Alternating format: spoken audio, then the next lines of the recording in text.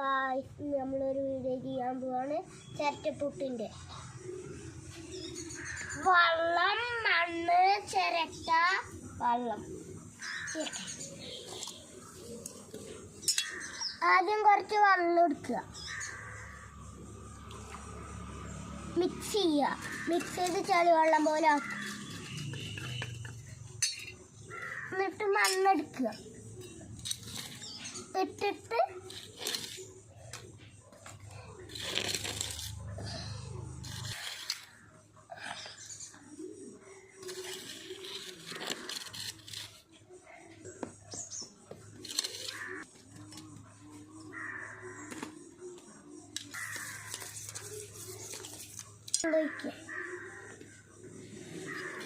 കൊട്ടുക.